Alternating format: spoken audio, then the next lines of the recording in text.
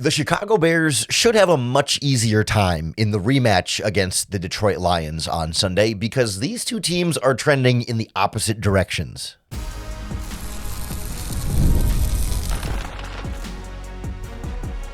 You are Locked On Bears, your daily Chicago Bears podcast. Part of the Locked On Podcast Network, your team every day. This is Locked On Bears, and I'm your host, Lauren Cox. I'm here to bring you your daily, in-depth Chicago Bears news and analysis. Thank you for making Locked On Bears your first listen today. We're part of the Locked On Podcast Network, now the #1 sports podcast network. Today's episode is brought to you by FanDuel Sportsbook. Before tip-off, check the FanDuel app and see what's happening during NBA Happy Hour every Friday from 6 to 7:30 p.m. Eastern.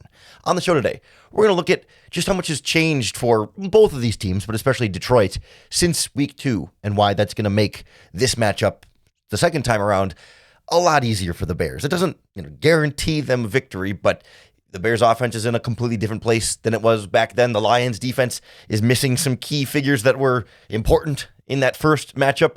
The Bears defense isn't necessarily playing its best football right now, but the Lions offense is sputtering quite a bit as well. And I want to talk about some of the emotion in this game too for Ben Johnson and the revenge game aspect and whether that can be a good thing or a bad thing in this matchup. But I'm really confident in this Bears offense coming into this game against the Lions and maybe not necessarily picking up exactly where they left off against the San Francisco 49ers last week, but being able to start faster and put up more of a fight than they did in the first game against Detroit. Yeah, they ended up finishing with 21 points scored in that game, but they were behind so much they were kind of pushing to try and score, and it wasn't so much like a well-rounded, in-control offensive performance. It was kind of, it was mixed. But this time around, I mean, first of all, right, yes, you've got Caleb Williams playing his best football. You've got this offense scoring points seemingly at will the last couple of weeks and finding ways to win these games. But also, if you just think back to where this offense was in week 2, right? The offensive line, it's still the same players, well, except for the left tackle, but like they were still trying to figure out the cohesion, especially on the interior, right? The communication between Jonah Jackson at right guard and Drew Dahlman at center, and even Joe Tooney at left guard. Like, they were having trouble really operating in sync and being, greater than the sum of their parts at that time. The running game was a bit more of a mess at that point. They just couldn't get a lot of rhythm to it. They weren't holding up super well in pass protection. And it's worth mentioning, too, that like Braxton Jones was the left tackle in that game and is not going to be the left tackle in this game. And he had a particularly rough game in week 2 between Aiden Hutchinson and Al-Qadim Muhammad. Like, he got like 5 or 6 pressures coming off of that left tackle spot. And that was very clearly a weak link that ended up leading to a benching and a change and then injuries and all that. And now it's Ozzie Trapillo, which is still going to be a tough matchup for him. But like, they're helping Ozzie Trapillo a lot, and left tackle has not been, any kind of major weakness the way it was a lot more back in week 2. And I kind of glazed over it there. But like, the running game is a lot better now. Like, they had some decent success running the ball against the Lions, but it was 12 carries for DeAndre Swift and 7 for Kyle Monangai. Swift had like a 20-yard run that kind of inflated his per carry average because he wasn't gashing them consistently, but he got the one breakaway to kind of lift those numbers a little bit. But it was a lot of 3 and 4 yards that just weren't being as much of a focal point in the offense as it has been lately. I think the Bears are just themselves are going to be running the ball better, and then the Lions, I think, are a little bit more vulnerable to the running game right now. I also look back to week 2 and notice that, and we can remember that like Luther Burden and Colston Loveland were not really big parts of the offense at that time. They were rookies in their second ever games, and also they were both guys that had missed OTAs and mandatory minicamp with injuries and were slow getting back at training camp. So we kind of knew that there would be this acclimating period that they were going to just kind of be, accents but not featured parts of the offense back then. And Rome Odunze had a big game against the Lions, and you're not going to have him for this matchup, but still, like, to have Burden be such a force in this system, and he's seems to be on track to playing on Sunday. We'll see how the final injury report comes out Friday as this podcast comes out, but I think he's on the right track there. And then obviously Colston Loveland we've seen grow into a bigger piece of this offense. Like the Bears have a more well-rounded offensive attack in general, even if, losing Rome Odunze might neutralize some of the overall gains of the offense, like from then, you still have more ways you can attack and hurt the Lions. Whereas like back in that game, it was a lot of Rome Odunze and a little bit of DJ Moore, and they didn't really have much else going for them offensively. Now you've got Moore and Burden and Loveland and Komet and everybody else that's still part of the offense that you feel like you can be a pretty dynamic attack there. I also think just it's worth digging down on, like, Caleb Williams is just playing a lot better football than he did back then. In that Lions game, you may recall he threw an interception where he was flushed out of the pocket and he overthrew one of the receivers by the sideline, just like clearly overthrew him, and it went, too deep and back where the safety could make the pick. I don't remember if it was Branch or if it was Kirby Joseph. Looks like it was Kirby Joseph. And so I just think he's been more accurate in recent weeks, like taking really good care of the football and just really dialed in and comfortable in this offense in a way that he definitely wasn't back then. And I think the playbook wasn't as wide open back then as it should be right now. Like they've added so much more over the course of the season as they've had weeks and weeks and weeks to prepare and game plans. Like they're going to have their full arsenal up to speed. Whereas the Lions defense will not have its full arsenal up to speed. A lot more banged up now than they were in week 2 when they were a pretty healthy group. Like neither of their 2 starting safeties, Brian Branch or Kirby Joseph, are healthy. They're both on injured reserve. We talked a little bit on yesterday's Crossover Thursday podcast with Matt Deary about this Lions defense just looking a lot different and how hard it is to not have 2 Pro Bowl caliber safeties roaming back there. But also their cornerback, Terrion Arnold, has been banged up. I believe he's also on injured reserve, or at least he's on the injury report. I know he's been out a little bit here and there. And but this week on the injury report, I know their linebacker Alex Anzalone has been banged up. They've got a few guys that if they do play, they're not going to be 100%. And it's not to say like that the Lions are like more hurt than the Bears, because the Bears are dealing with their injuries too.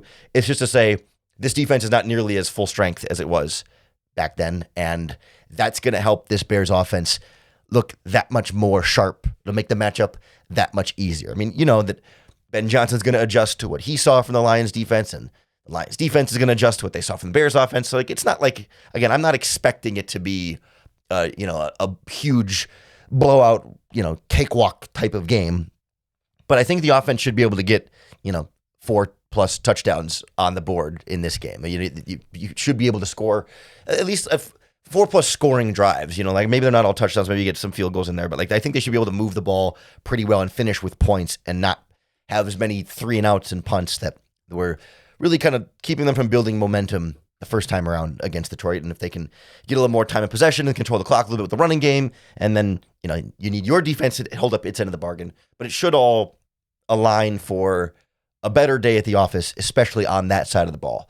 I am more worried about the defense because of its recent struggles and less, less confident that all of a sudden they're going to have a much better day this time against Detroit than they did the last time. Certainly, it was the most points the Bears have given up in a game, so they can't, maybe I shouldn't say they can't be worse, but, they got nowhere to go but up. And I think there's some little things we can point to say, yeah, this should make life easier for the Bears defense this time than it was back in week 2. We'll take a look at what's changed on that side of the ball and that matchup for Chicago next on Locked On Bears.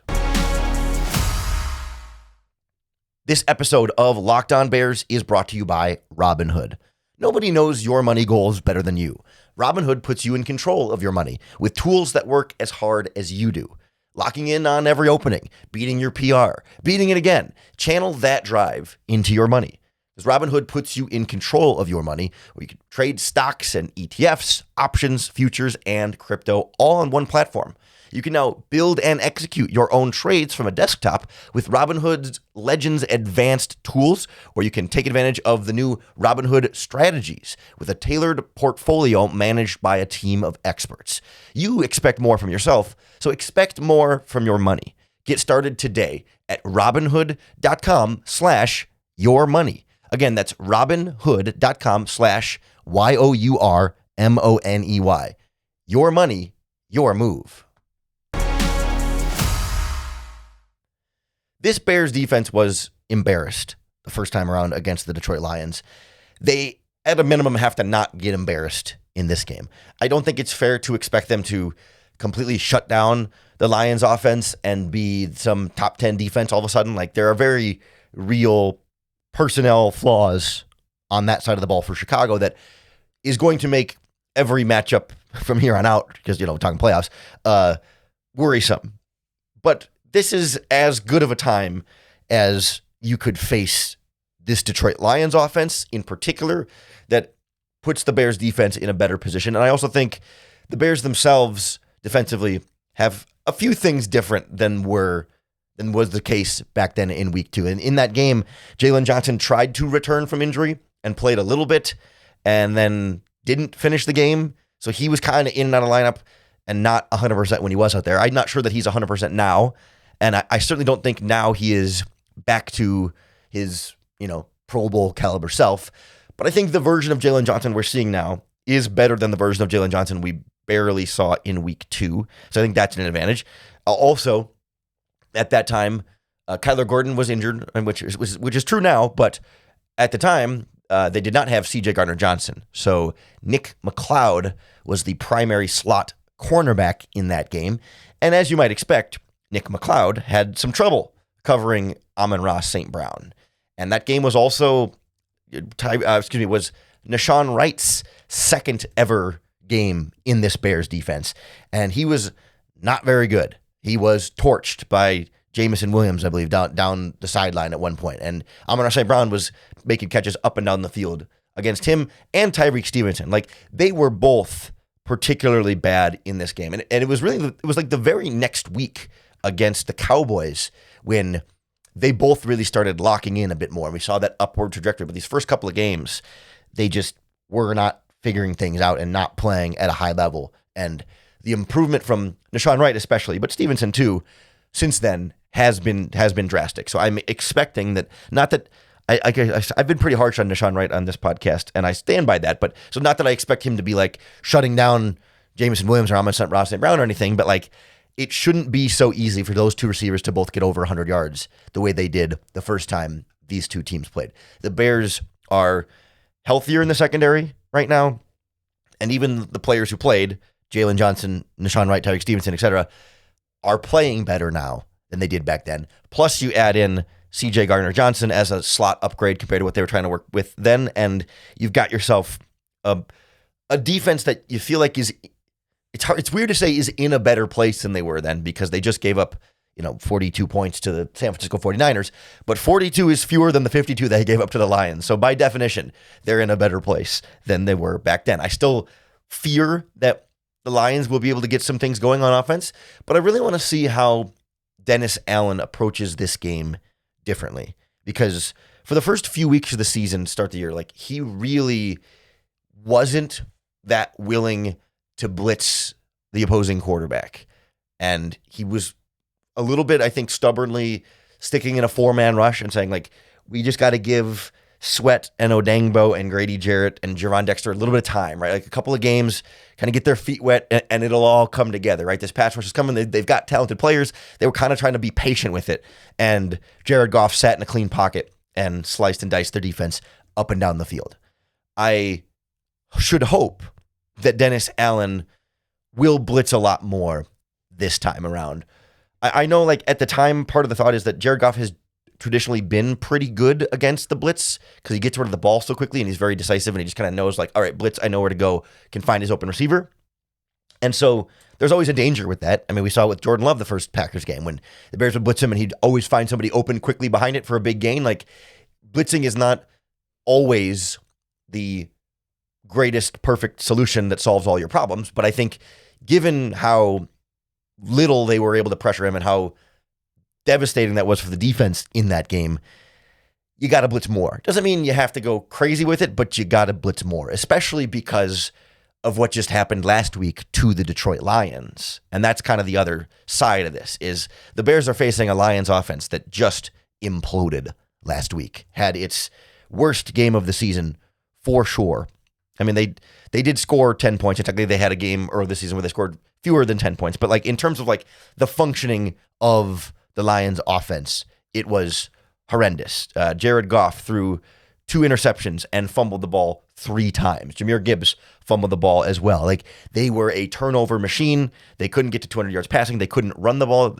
Gibbs and Montgomery rushed for 66 yards from the 2 running backs. They were just helpless. And I think you can chalk some or most of that up to Brian Flores of the Vikings blitzing the absolute crap out of Jared Goff. I think he blitzed him like 75% of his snaps, something like 75-80% of his passing plays. There were blitzers coming after Jared Goff, and Lions' offensive line was banged up, so that didn't help either, and they're just kind of disjointed, and it's just not it's kind of falling apart a little bit there. And so if I'm Dennis Allen, it's pretty easy to look back at that Vikings tape and not say, okay, all of a sudden we're going to blitz 80% of the time. Like, you're not going to become the Vikings defense overnight. You can't just run their exact game plan because you know it's still a little more complicated than that. But I think there was some real merit there to being aggressive against them. And especially, I think, on this defense, when you really don't have anything else to hang your hat on, going kind of boom or bust with the more aggressive in the blitzing front, I think would go a long way. Just so it doesn't give the Lions an opportunity to, like, take a deep breath and figure their stuff out. You know, I think they're looking at this as like one last get-right game for the offense before the end of the season, just to kind of like not go into the offseason completely disjointed. Like, they're looking to kind of right the ship. And if you sit back and rush 4, I'm not sure that you're going to get the same mistakes out of Goff that the Vikings were getting out of Goff. I mean, they haven't been able to run the ball the last couple weeks, so that is a continuing trend that you could build off of. But like, I want to be aggressive. I want to take it to them and not let him kind of take it to you the way it played out more so the first time around. So I'm curious to see, you know, how Dennis Allen's approach will change from week 2 and then what that ends up doing for Goff and the offense trying to get going. You can throw in that, like, Penei Sewell did not practice Wednesday or Thursday. So depending on how the injury report goes Friday, he might not play, and they could be on their backup right tackle. And when you take out maybe the best right tackle in football off the field, that makes a pretty big difference too. So, you know, there's a few different little things in here that are going to be different. I still think generally the Lions offense is probably going to get some points. You know, I think I don't know that it's going to be a shootout per se, because I think both sides will make some self-inflicted wound type of mistakes that will keep it from being like the 49ers game where it felt like Big 12 football. There's just no defense and everybody scores in every drive. I don't think it's going to quite be that, but it wouldn't surprise me if this is, you know, 28-24 kind of score, you know, a 31-27 kind of score where a decent amount of points in this game, but maybe not a crazy amount of points in this game. And I think it's going to kind of depend on like how much this game ends up really truly mattering to both sides, because this has the potential to be a kind of high intensity, emotional. They are mad at Ben Johnson. Ben Johnson wants to get revenge for week 2. You know, they kind of ran up the score a little bit in week 2. So like, this could be a game where sparks fly a little bit. I could also see this being a game where the Lions have nothing to play for. They're out of the playoffs. There's nothing, you know, winning doesn't gain them anything except a worse draft pick. And so could this be a game where ho-hum, they say they're going to take it seriously and try and win, but like, what am I really putting my body on the line for, right? If I'm an injured player, am I going to go back out there to fight for nothing in this game other than to get revenge on Ben Johnson? But the emotion thing is interesting to me because I think it can either be a good thing for the Bears or a bad thing for the Bears. And I want to explore what that looks like, what the concern might be, and how I think this will be a good test for Ben Johnson from like a head coach leadership team culture perspective, more so than like, you know, offensive play calling. So we'll kind of explore some of these different like game within a game dynamics at play on Sunday next on Locked On Bears. The Locked On Bears podcast is brought to you by FanDuel. Fridays already feel different during basketball season, and FanDuel is making them even better because now every Friday night before the games tip off, FanDuel is giving fans a new way to kick off the weekend with NBA Happy Hour. NBA Happy Hour is your official pregame, a limited time window where special offers drop right inside the FanDuel app before the action starts. It's Fridays from 5 to 6:30 Central Time. that are now appointment viewing hours with NBA Happy Hour. Because if you open up the FanDuel app during Happy Hour, there's always something new. Boosts, bonuses, and surprises. And it's really easy to check the weekly special before tip-off and make a move before the window closes. The timing is perfect. It's right before the games, right before the weekend starts, and it just adds a little extra energy to your Friday night basketball without overthinking it. So before tip-off, check the FanDuel app and see what's dropping during NBA Happy Hour every Friday from 5 to 6:30 p.m. Central Time. A little basketball, a little action, and a whole lot of Friday energy. That's NBA Happy Hour only on FanDuel, the official sportsbook partner of the NBA. This Bears-Lions game has the potential to be, emotionally charged and maybe a little personal for Ben Johnson, especially. But the Lions and all the feelings and stuff there.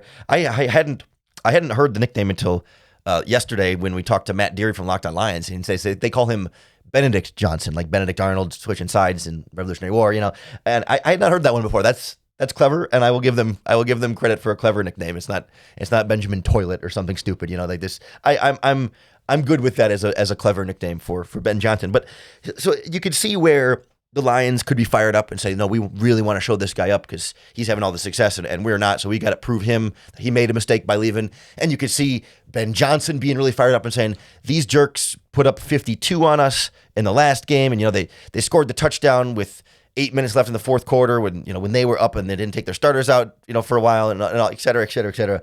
And you could see this like building up into something maybe more than it needs to be, right? That's what I'm worried that at some point this game could be, a little bit more about Ben Johnson and his ego of wanting to beat the Lions than doing what is purely in the best interest of the Chicago Bears. And clearly, like, those two things align a lot. Like, it's in the best interest of the Bears to win, and Ben wants to win, and it's in the best interest of the Bears to play well, and Ben wants to play well, right? But, like, I just wonder, is there an aspect of, like, I want to show these guys up. So then are you more aggressive than you need to be?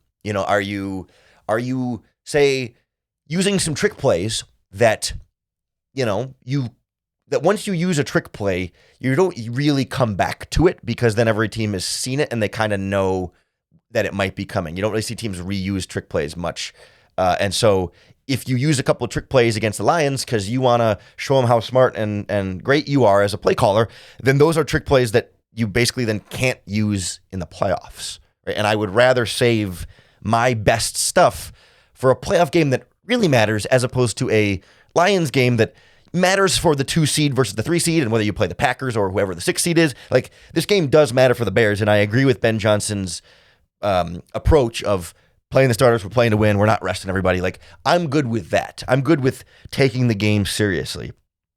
I think there is a limit to that, though, and I don't want him to pull out all the stops to beat an 8-win Lions team. That's I would rather, like, keep some things in reserve to save for the playoffs and lose against the Lions than put it all out there just to beat the Lions and then get to the playoffs and be like, well, we kind of used our best stuff and now it's on tape for everybody to watch. And I also worry that, like, if Ben Johnson builds this up, right, and it's this emotional kind of game, like, is there an emotional letdown then afterward, like, into the playoffs, right? Okay, you beat the Lions and, like, you got your revenge and now it's okay, and then you kind of come back down from that. And it's like, all right, well, now maybe it's I guess it would be the Packers, so there'll be some carryover for that, I'm sure. But, like, if it's the Rams, it's like, okay, all right, now it's the Rams, and you're not as there's not as much emotion behind it. It's the playoffs, and there's an intensity, but, like, not as much of, like, that kind of personal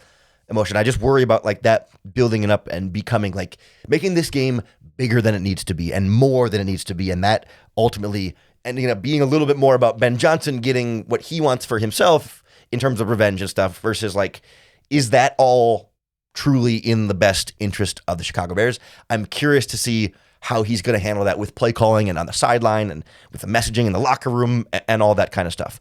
On the other hand, I can see it the other way, where normally, if the Lions weren't Ben Johnson's former team, say the Bears were playing the Vikings this week instead of the Lions, eliminated from the playoffs, 8-win team, they got nothing to play for, then I could see this kind of being a boring, low intensity kind of who cares preseason type game that maybe guys aren't as 100% dialed in as they might usually. They're still trying hard, but like you just can feel that 5% effort lacking, and you wonder if you play flat in this last game for the regular season, and then you go in the playoffs after kind of a flat game, win or lose, like is that demoralizing? And that maybe the kind of the revenge aspect of this game, because it's the Lions, because coach is so fired up about it, because the players want to get back on the Lions, that it can help make this Lions game feel almost more like a playoff game and kind of just keep the intensity level high without a dip into week 18, right? Because it's been high intensity the last, 3 or 4 weeks, it feels like. It's been like a month of, I guess not the Browns game, so I was skipping over that in my head, but like, second Packers game, high intensity game against emotional, meaningful opponent and huge win, right? 49ers game, playoff team, seeding implications, shootout game, high intensity. Like, you've been riding this upward intensity trajectory into the playoffs, which is kind of what you want, right? Like you want to feel like the playoffs aren't going to be this big step up, that you've just been kind of rolling into it anyway. And so making this Lions game mean more because of the revenge and the former team stuff, if that might be a good thing, so that there isn't that dip and that lull in like, oh, well, this game doesn't matter, so everyone's just kind of taking a break and we'll play football, but it just doesn't really matter. Like something about being able to like treat every game super high intensity and have a real reason to, and not just try and pretend like, oh, we're going to treat this game seriously. But if it were the Vikings or another bad team, like, ho hum, it's Max Brosmer. Like, are we really going to care that much on that side? But the Bears are going to care about this game. And so I can see that being a really good thing and a valuable thing to just keep that momentum going in the playoffs. And maybe you run it up a little bit on Detroit to feel like, hey, this team is rocking and rolling and playing its best football and red hot. I mean, it's not going to be red hot because you just lost to the 49ers, but like the offense can at least be red hot going into the postseason, and maybe that can be a good thing. So I think this whole conversation is it's about finding the sweet spot, right? Like you want this game to have emotion, energy, and intensity and matter a lot to keep riding that wave. You don't want it to have too much emotional energy and intensity to kind of have a letdown afterwards, or to kind of put too much into this game and kind of overshoot it a little bit and then not have as much left in the tank for the playoffs. And so I'm really curious to see how Ben Johnson manages all this, because it's very much like a head coach locker room culture thing, not as much a play caller, offensive mastermind, guru, scheme expert type of thing. So that's going to be, we haven't really seen him in this kind of situation yet. And so we'll keep a close eye on how that does and how that leads into their first playoff game at home next week, guaranteed.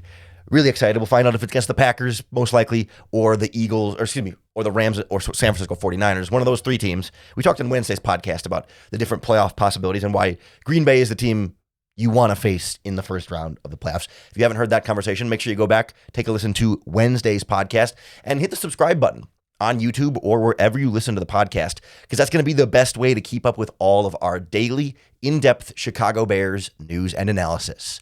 Thanks for making Locked On Bears your first listen today. We're part of the Locked On Podcast Network, your team every day. And if you are one of our everyday listeners, thank you so much for tuning in as much as you do. We really appreciate that. If you want to take your listening to the next level, you can go ad-free if you become a part of the Locked On Everydayers Club.